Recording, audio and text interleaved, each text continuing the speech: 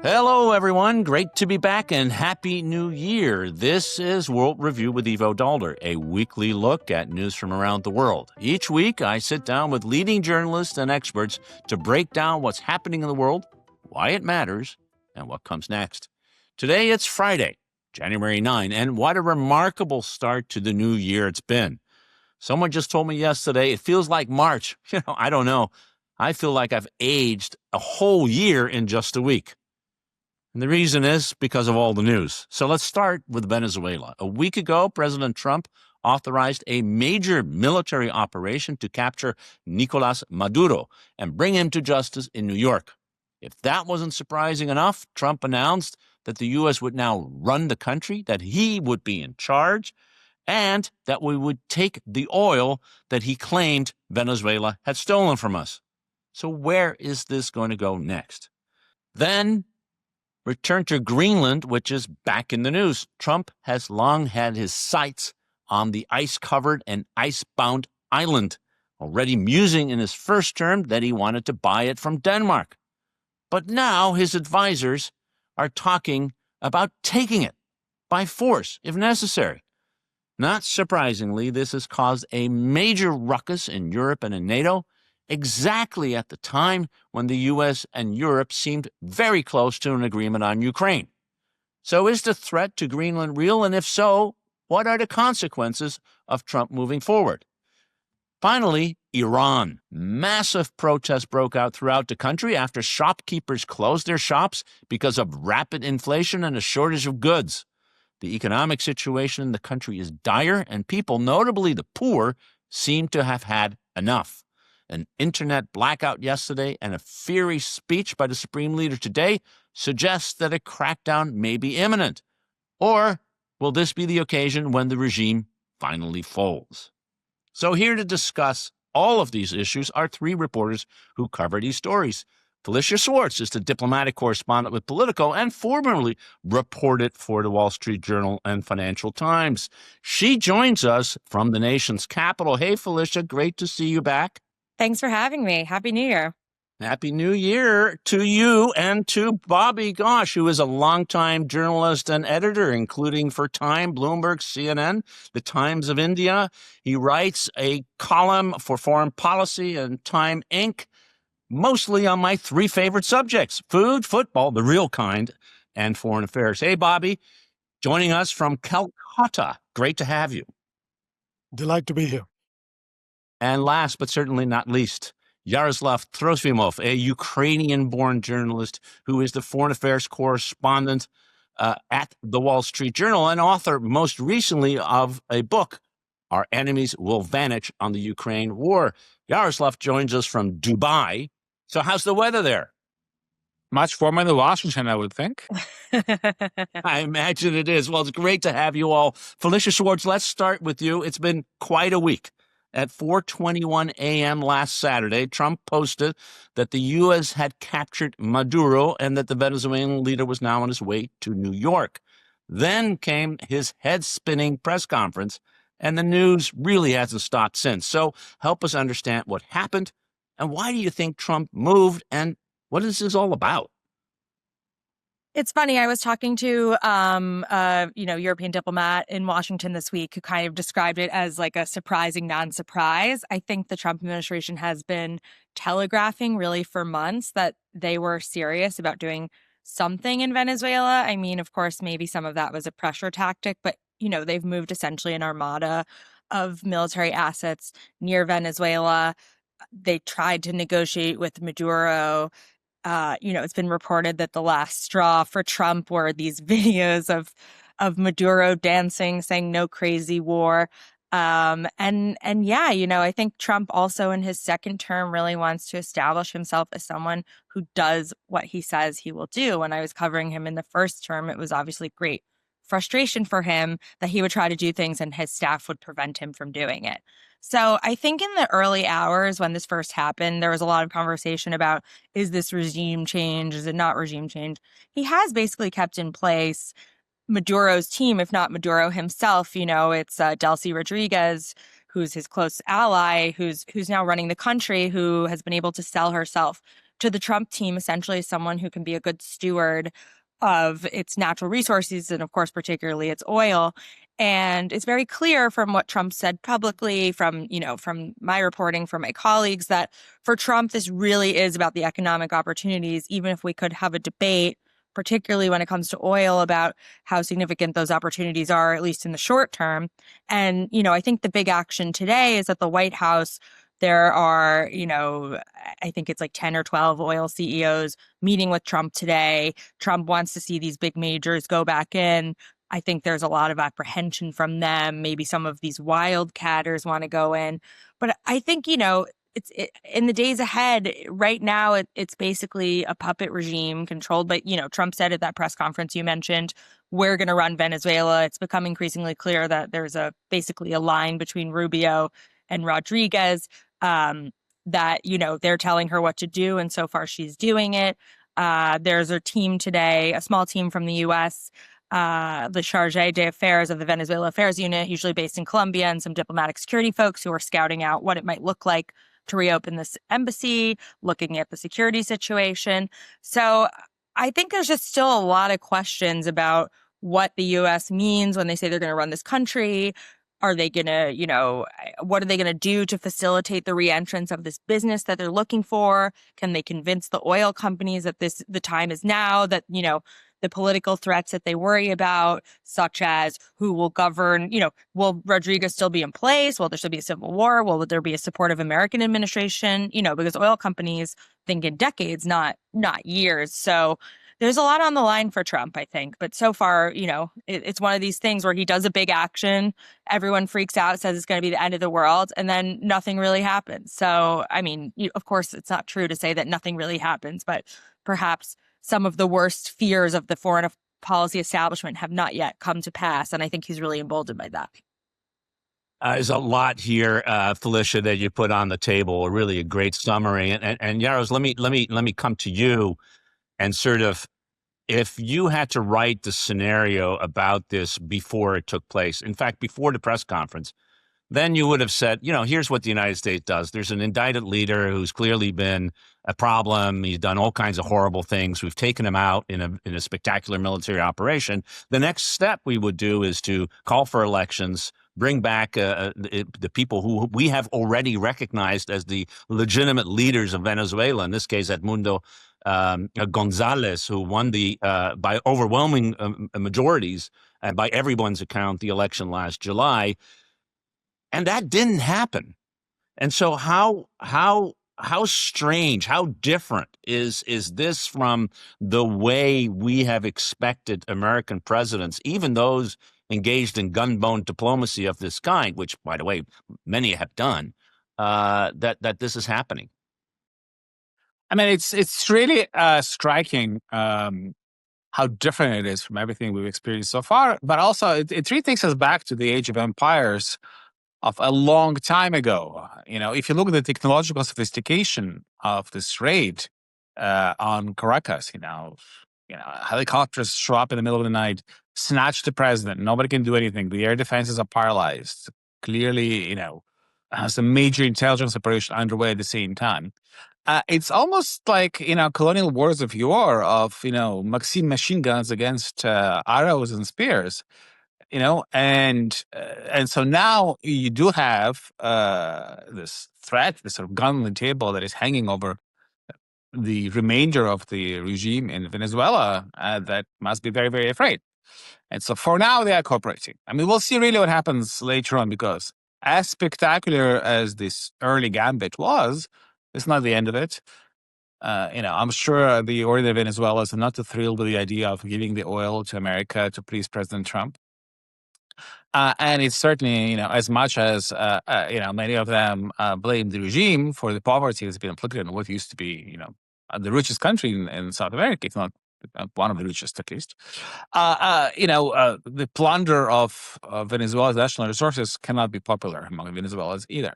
And so I think the more the U.S. gets involved in the messy business of running it, which it hasn't been so far, because now it's everything by remote control, the more problems will emerge. And if you look at Afghanistan, right, it was very easy to overthrow the Taliban. It was really tough to govern Afghanistan later. And so obviously they didn't make this mistake because, when the Taliban were ousted, they were also asking to come back to government. They were not allowed to. So here you are trying to rule sort of like almost in the, again, in the British colonial way, sort of you will appoint an agent who will then rule through the local potentates.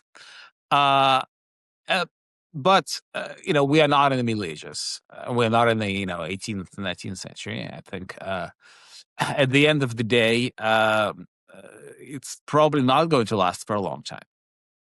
So Bobby, I can't help but resist. You're in Kolkata. You have a rich history with colonialism, including getting rid of it over 75 years ago now. In British colonialism in India. So your perspective, not only your own perspective on this raid and this the crudeness with which oil became the really the reason for doing this. Another sort of surprising thing. Normally we invade for democracy, but now we're invading to grab people's oil, something, by the way, that Donald Trump has been talking about in Iraq, in Syria, and Libya. This is very much part of it. But there's also this larger issue. Maybe we learned the lessons of Afghanistan and Iraq, that you don't go in and overthrow the government and then try to install a new government. But have we learned the lesson that colonialism doesn't work very well? How do you look at it all? Well, I think the lesson of hundreds and hundreds of years of experience is that colonialism in the end doesn't work. I think Trump is thinking about the early part of colonialism when it did work for a couple of hundred years. But the world has changed, as you say. This is not the same world. Even the colonial powers at least made a pretense of trying to civilize the natives, or bring the advantages of modern rational thought or Christianity, depending on who the colonizers were, to the native peoples, to bring light into a dark world. Those days are long, long gone. Venezuela is not the dark world. As Yaro pointed out, it was one of the richest countries in Latin America. Highly educated population, also a much larger population than Iraq or Afghanistan, a much larger country than either of those two. It's sometimes hard to tell that from the Mercator projection on the maps, but it is a very, very large country, very, very complex terrain, mountains, jungles, lowlands, wetlands, and a country with a very large and well-armed military, as well as lots of paramilitary groups. I've seen numbers recently of about 6 million weapons in non-military hands. That is sort of, I covered the invasion and the aftermath of Iraq. That is closer to the Iraqi example than anything else.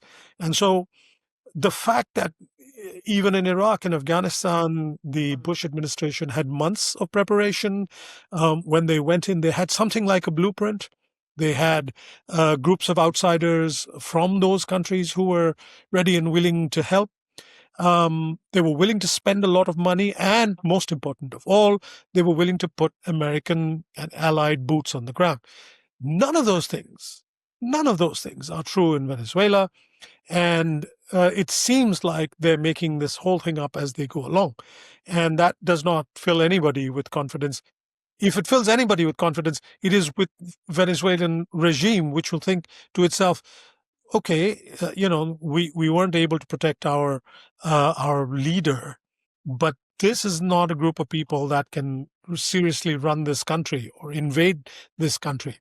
When you've telegraphed well in advance that you really don't intend to put boots on the ground, then you've sort of given away the game, and you've informed opposition groups within Venezuela that don't expect Big Brother to turn up anytime soon. For a time, while she is consolidating her own position, I can imagine that the former vice president and now leader, Delcy Rodriguez, will nod in Trump's direction. But I suspect that this is a temporary matter, that once either she has consolidated her own base or she has been booted out by people tougher than she is. Once that process is over, then you will see much greater resistance. I think what most Venezuelan actors know is that for all his more recent um, sort of threats to, as he said, he's not afraid of putting American boots on the ground. The reality is that that would go against his political base, his own instincts. And so once you know that, then you can plan your resistance to the American, the administration accordingly. And I think that's what you'll see. Um, Marco Rubio clearly is leading this effort more than anybody else. And this is Marco Rubio's moment to shine.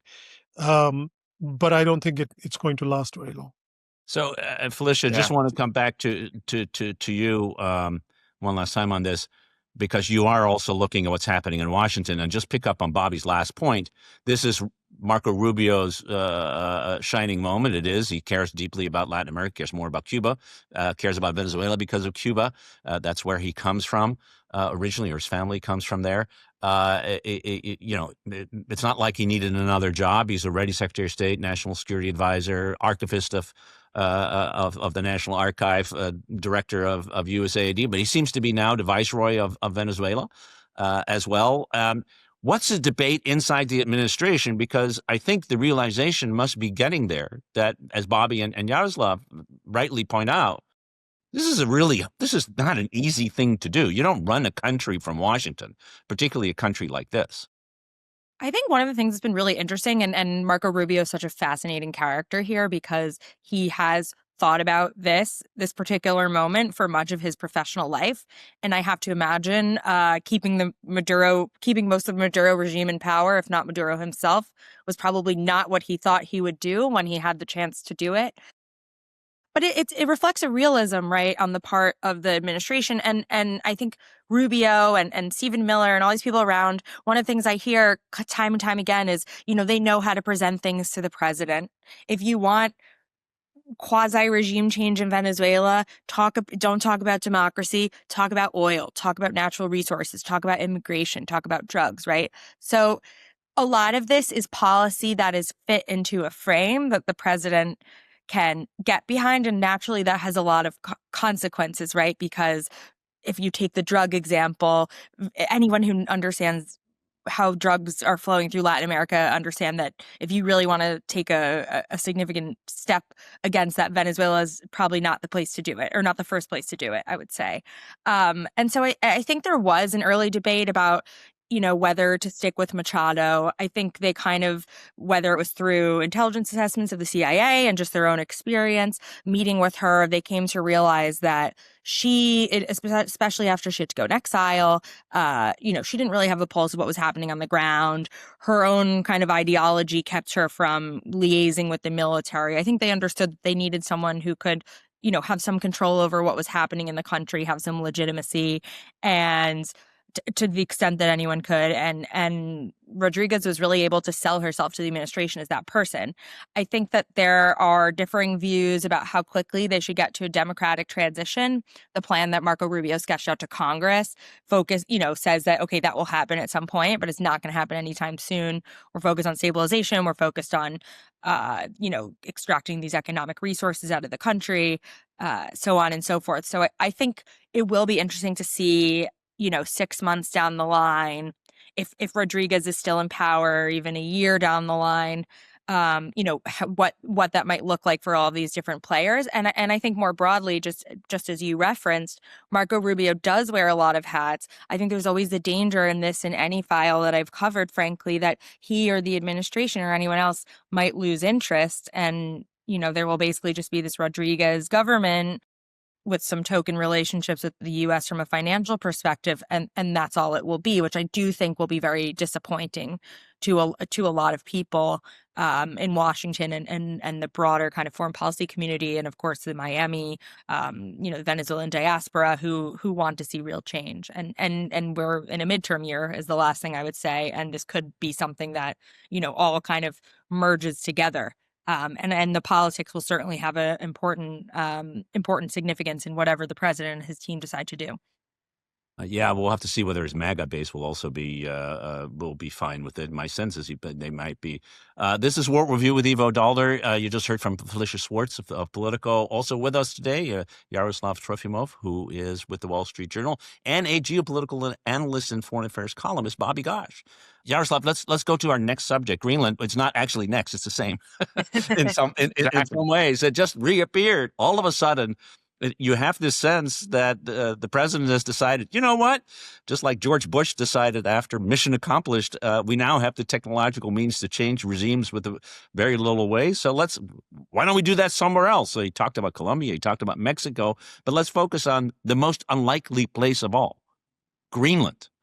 All of a sudden, this story this week was not Venezuela. It was Greenland for much of the week, because the president of the United States has repeatedly said he wants Greenland. What do we make of this? How do we explain both what he is trying to do, where does this come from, and then what are the consequences, including for Ukraine, which is at the same time getting closer and closer of having an agreement among Europeans with the United States about where they want to be, should there be a ceasefire. So a lot of things to unpack here. Help us. Yeah, I mean, it's really stunning how Trump's America is living up to the worst stereotypes and the worst caricatures of America that we used to see during the Cold War. Sort of predatory, rapacious power out to steal other people's resources. And as Bobby said, even at the height of colonialism, European colonial powers at least pretended there was some higher cause. When King Leopold of Belgium created the Free State in the Congo to plunder the Congo, at least it was some sort of, humanitarian mission on paper. Here you have this naked imperialism of the kind we haven't actually seen in a very long time. And Greenland fits into that. I mean, Trump says, I just want it, and it has to be ours. And the idea that you can buy a country that has people in there, you can't buy people anymore. Slavery is kind of illegal. There are 70,000 people living in Greenland. And I did go to Greenland last year. After this whole craziness surfaced, and it's very hard to find anyone in Greenland who would like for Greenland to become part of the U.S. And I think people have to realize that Greenland is the only country in the Americas where the native people are in the majority and they run their affairs in their own language. I mean, some 90% of the people in Greenland are Inuit. Their language is the official language. They have pretty high lifestyle, high level of lifestyle. They have free medical care, education, subsidized by Denmark.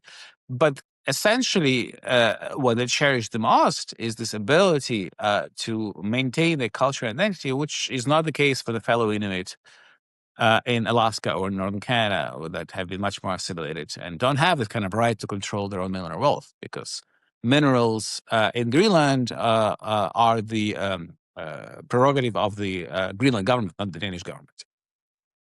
And so it's just hard to see how this whole plan can be pulled off, because people of Greenland don't want this. I mean, they had an election last year after Trump made this initial demand, in which 75% voted for parties that are in the current government that is fiercely opposed to an American annexation. And it's just hard to me to see how you even approach using military force to seize Greenland.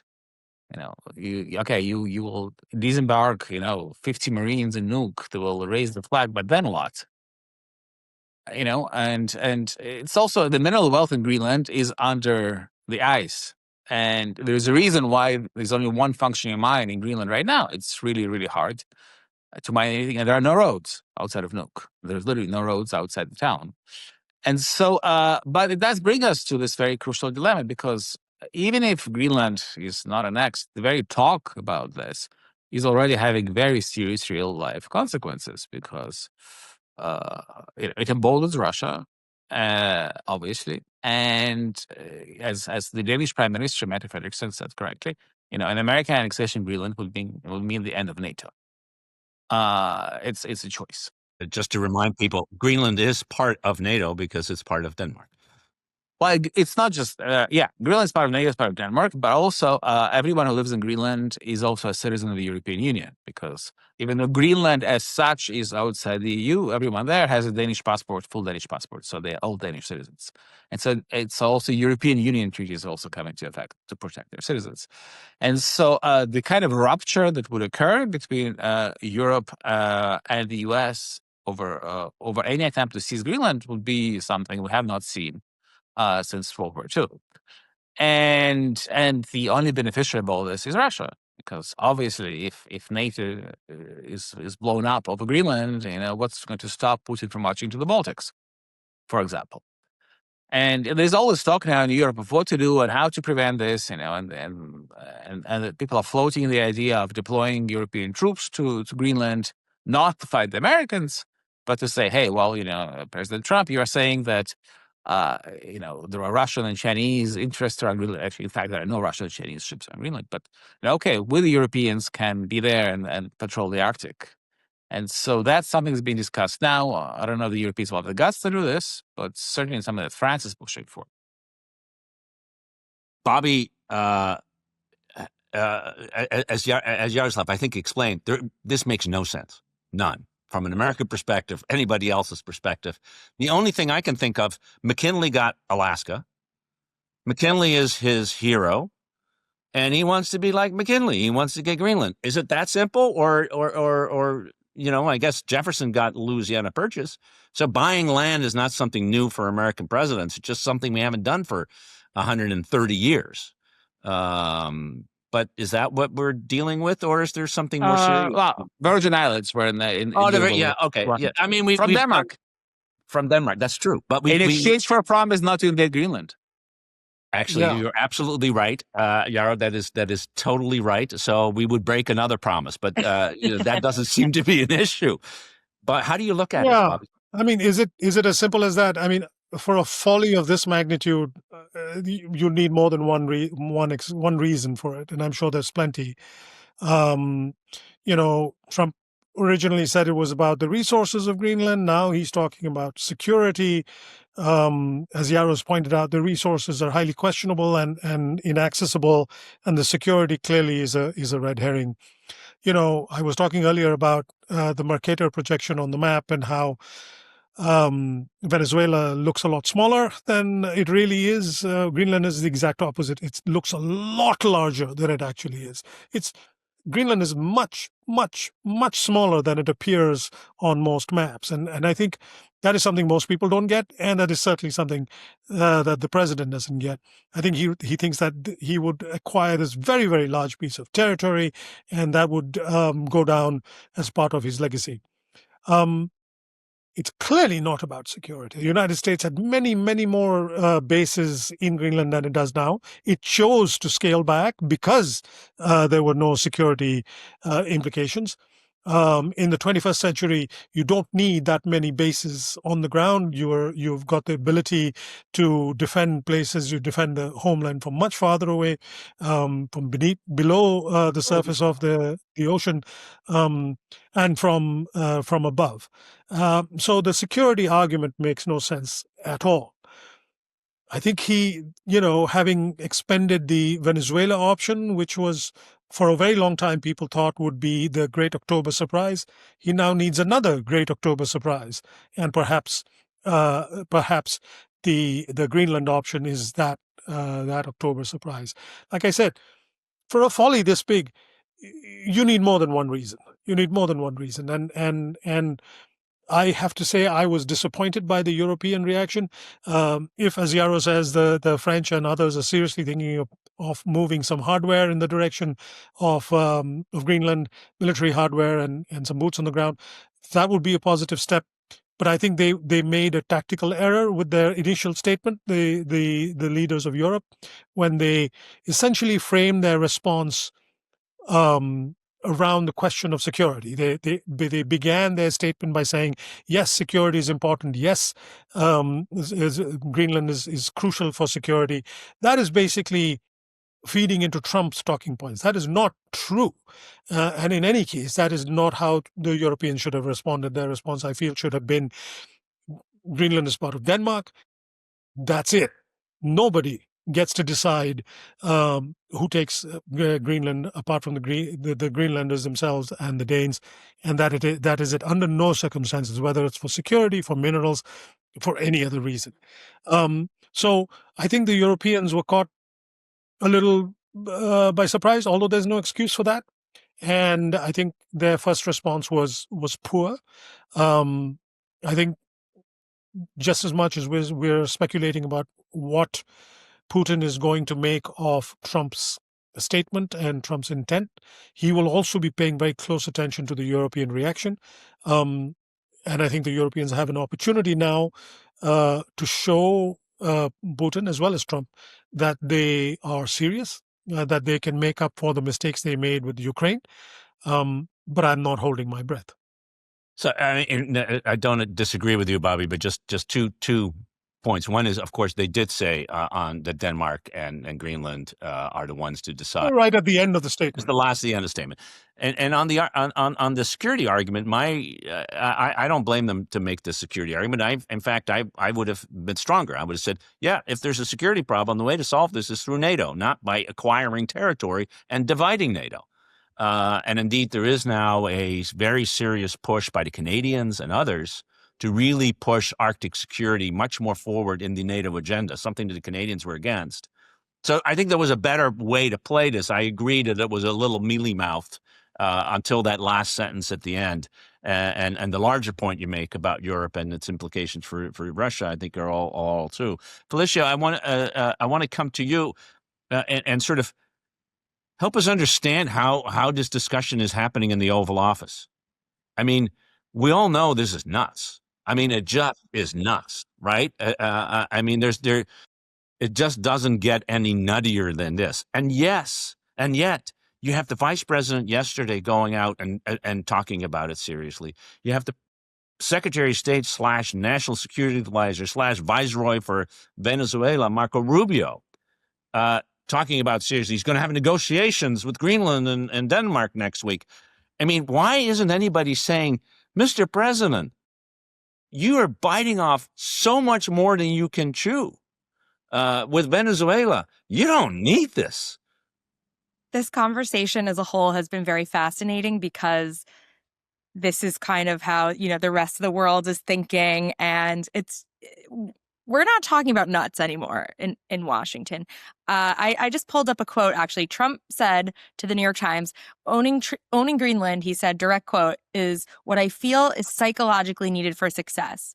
And so for him, he's a real estate guy. He's been fixated on Greenland since his first term when an outside advisor, Ronald Lauder, put it into his ear. He's been very consistent in a lot of his views for a very long time. And in fact, my reporting shows that if anything, he's been feeling, thinking about the NATO context here after not Venezuela, I'm mixing up my world events here, but after he convinced NATO to spend 5%, I think the lesson that Europe got from that is like, okay, if we flatter him, we do this and that, we get the outcome that we want. But I think what Trump derived from that was more the idea that, okay, if I kind of bully my allies, they give me what I want and they're going to back down. And I think there was a very revealing quote from Stephen Miller, I believe on CNN earlier this week, when he said essentially no one's going to go to war over Greenland or no one can fight us over Greenland. So I think I think when you say how's the Oval Office treating this, I think they're talking about it very seriously. There have been meetings among, the NSC with, foreign officials and basically what they're saying is, we're serious about this. We're looking into how to do it. I think there's been a real lack of detail from the administration about how they plan to go about it. We've got this meeting next week that you mentioned with Marco Rubio and the Danes. But there hasn't been any kind of effort to negotiate, none of the kind of standard things we see in foreign policy, like a working group or this or that. There's been some talk about these proposals floating around for a while to basically pay Greenlanders to convince them to, obviously it's be quite a long process, but to kind of incentivize them to leave Denmark and, vote to be independent. I was doing the math. I think that the U.S. proposals go up to spending about $6 billion to do this. The offer we made in 1946 in today's dollars is about $1.6 billion. So I think, obviously this has been a long fascination of the U.S. to try to purchase Greenland or take control of it. And so, yeah, just following up on what Bobby said, too, about the lack of response from the Europeans, I think, I don't envy them. This is a tough position to be in, but I think there's a lot of talk about what does Trump really want? How seriously should we take this? How do we respond? And I just think, look, I wouldn't want to be in the position of being a European policymaker. It, from my perspective, feels a bit humiliating, but I think they need to be thinking a lot more. I think, like Yarrow mentioned, troops is a good start, but I think they need to be creative about what they can give Trump to make him feel like he, quote unquote, owns Greenland. That might be a bridge too far for a lot of the reasons we've discussed, but he's feeling very emboldened. He's feeling like, he wants to be the president that exercises American power. He's a raw power guy. He thinks in terms of property. And I think that sometimes it's no more difficult than that, or I wouldn't say no more difficult, but sometimes, Occam's razor, the simplest explanation is the best one. He says he wants it. He wants it. Hubris, by the way, is one of those characteristics that happen to a lot of presidents and never works out well. But which may be a good segue to our last topic. Bobby, to you, the president is also threatening to intervene in yet another conflict. We're locked and loaded, he said the other day, to help the people of Iran who are on the streets in very, very large numbers, not since 2022 when we had demonstrations like this, and the crackdown then killed 300 people, if not more, probably many more, but 300 that have been reported. And it seems that in some ways this is a revolution that's really coming from below. This is the people on the lowest end of the economics sphere throughout the country are saying enough. Inflation's too much. We can't pay for bread. And the government is kind of caught. When people are really poor, they don't know what to do, and they need food. They're pretty desperate, and they can go on for a long time. So, tell us what's happening in Iran, and where do you think this is heading? Well, this is taking place against a backdrop that's worth spending a minute on, which is that this regime is the weakest it has ever been in 4 decades. It is coming off of a really severe mauling at the hands of Israel with American help last year. Its regional network of proxies, Hamas, Hezbollah, the Houthis to some extent, the Shia militias in Iraq, are also very, very badly damaged and substantially dismantled. Again, mostly because of Israel. And on top of that, its economy is in grave difficulty, in part because of mismanagement and corruption, but also substantially because of economic sanctions that prevent the country from exporting or making the kind of money it should be making from its oil and natural gas resources. And now its currency is in free fall, and it's not just that the very poor are protesting, although that is a very significant part of this. The group that I'm paying the closest attention to is what is known as the bazaris, the shopkeepers, the tradespeople. Now, that is a relatively rare phenomenon. There have been over the years many, many moments, many spasms of rebellion and uprisings in Iran. They've come from students, they've come from women, they've come from country folk. All of those groups have been put down brutally. The last time that the shopkeepers rose up against the regime was just before the fall of the Shah.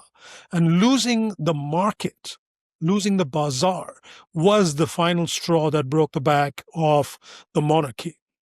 And it's worth pondering that for a minute. This is a new constituency that is rising up against the Islamic regime. That combination, the fact that you have new constituents in the uprising and you have a uniquely weakened regime, makes this very interesting and very different from before. The things that the uprising has going against it are familiar, which is that the regime and its instruments hold the monopoly on power, a monopoly on violence. We have not yet seen that violence being unleashed to the full, which may indicate weakness on the part of the regime. But recently, as you point out, we are hearing from regime figures like the supreme leader much more aggressive language, which suggests that the big crackdown is coming. When that comes, and that could be imminent, when that comes, that'll be the real test of whether the protests have legs, whether they will continue. I don't think that Iranian protesters will be taking much from Trump's reassurance that America is locked and loaded and ready to help. I don't think they're paying close attention to that. And I don't think that's going to put the wind in their sails. I think they're mad as hell. They don't want to take this anymore. But the real question is when the batons come down on their heads and when the guns are fired and people are being hauled off to prison in the thousands or dying in the hundreds in the street, that's when the real test will come. And I fear that it might not be too long in the distance. Yaros, you're right across the pond, as they literally in Dubai. You can probably hear the protest out of your window if you open it up. And you're a student of this region for a very long time. So how do you see it? Do you think this may be different than in the past? The weakness of the regime, which I think Bobby rightly points out, is real and fundamental.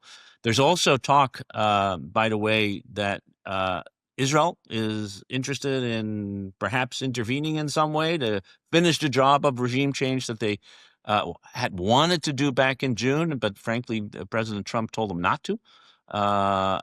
So, add context to this. How do you see it? Well, I mean, if you look at history, repressive authoritarian regimes are always at their weakest after they lost a foreign war or war with a foreign enemy. Be it the Russian Empire after the war with Japan in 1905, be the fascist regime in Greece after losing the war in Cyprus to Turkey, and so the Islamic Republic for the last 3 decades has been pouring immense resources into creating Islamic group proxies, Hezbollah, the Houthis, you name it, the militias in Iran. And creating this aura of invincibility and convincing many people in Iran that, okay, well, we have to suffer, we have to tighten our belts, but it's all worth it because we are strong, we are building an empire, we are, defending the cause. And all that went up in smoke in the last few years, especially, after Iran itself was bombed for the first time by Israel and by the US. And so the regime showed its incompetence against foreign enemies, as some of the leading figures of the military security establishment were assassinated, and its inability to protect the Iranian homeland. And so I think this really damaged the credibility of the regime, even among the people who supported the original Islamic Revolution, even among the Bazaris. And at the same time, you do have this inability to deliver prosperity and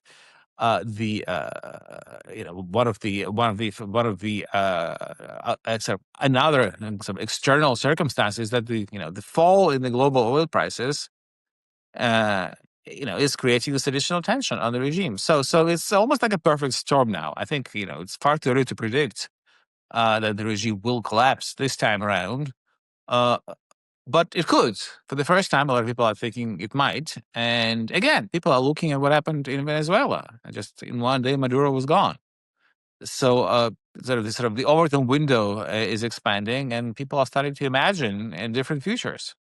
So, Felicia, just finally to you, let's assume for a moment, which I think is probably likely, that the CIA shares the analysis of Bobby and Yaros, both the foreign and the domestic side, that this is a point of maximum vulnerability, and they're coming into the Oval Office with that briefing, or Marco Rubio brings the briefing into him, however it takes place. Does that make the president confident that he actually can affect the change that he may, in fact, he may not be locked and loaded literally, but that he may have an impact? And then so how would that manifest itself? What's the discussion in the Oval Office if they really think this may be the time? Can you imagine if Donald Trump gets rid of the Ayatollahs? He's he'll want more than the Nobel Peace Prize. Not only half or even full, he want the whole thing. It'd be great. I think, like many of the various foreign policy challenges that we've talked about, as well as all of the ones that I've covered, this is another. When he fired off that first tweet about being locked and loaded, I was with someone the next day who works on the file, who basically had no idea really what Trump meant. I think this is one of these things where Trump obviously has taken an interest in what's going on in Iran. I think to just take a step back, of course, Barack Obama in 2009 got a lot of criticism from the Republican Party for not supporting the protesters enough during the Green Revolution in Iran. I think he kind of said afterwards that he had regretted it. That looms large here, I think. I think there is pressure on Trump and from these kind of more neoconservative Iran folks that have reshifted into something a little bit more of a MAGA version, but there's strong feelings about Iran in the Republican foreign policy establishment. And I think on the one hand, there is pressure to kind of show up for the protesters in some way, whether that, there was an effort to get Starlinks to Iran. I think they're probably looking at how they can of course, all of the power is out now, but are there things they can do to make sure that the footage of the protests is being seen, that these messages are being amplified.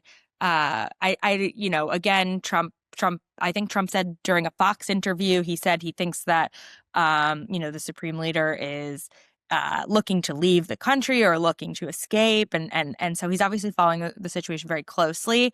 I don't think this is one where it's going to be the U.S. to see him out. I think they kind of observe that they don't really need to. As Bobby mentioned, this is a very weak regime. And I think the question is, how will they be able to capitalize on whatever comes next?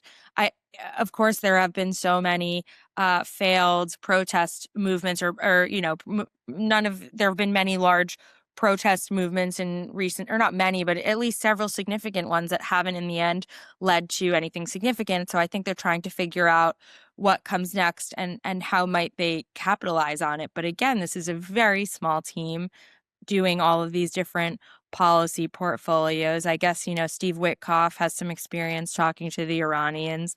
Would he be the one to, go visit Tehran and a new leader? I mean, I think, of course, that's very far down the road. And if history is a guide, things might not actually change in the end. But I think they kind of need to figure out what might they be able to do, and there there'll be a ton of agitation in Congress and elsewhere from these folks, honestly, like Republicans and Democrats who have long been critical of what's happening in Iran. So we'll have to see how they respond to that pressure and that desire. I think that's going to be really interesting to watch. Bobby, I want to give you 30 seconds because you had one more point you wanted to bring in. So just fascinating conversation here. Just a note of caution, which is that just because the revolution in 1979 happened in a certain way doesn't mean the next one will be exactly the same type of revolution with a charismatic figure from abroad galvanizing the opposition and then coming into the country and people then taking to the streets. The order seems already now to have been reversed. There is a rise in the street. And there does not seem to be a figure abroad who can come and do that. If the regime goes, it won't go in the same way as the Shah did. And it's worth thinking about that as we sort of see how things pan out in the next few days. Yeah, no, I think that's a great note of caution. And if history is any guide, this is not the first time we've seen massive protests, but it would be the first time that they actually succeed. And so if the regime were to change, it's unlikely to happen in the way in 79. We'll have to see how it happens. It will require the security forces, as it always does, to at some point refuse to shoot to people. Nice. And that's how revolutions succeed. And the Iranian regime has been pretty darn good at shooting its own people for a long time. So We'll have to watch it there, but we're going to leave it here. What a fantastic conversation on 3 really important topics. I want to thank Felicia Schwartz of Politico, Bobby Gosh, a geopolitical analyst and columnist, and Yaroslav Trofimov of the Wall Street Journal. Great insights. Looking forward to having you back soon, and thank you for listening. World Review is a Belfer Center for Science and International Affairs podcast from Harvard's Kennedy School. This week's episode was produced by Tectonic Video. I am Ivo Daalder. We'll be back next week with another edition of World Review. Until then, have a great week, everyone.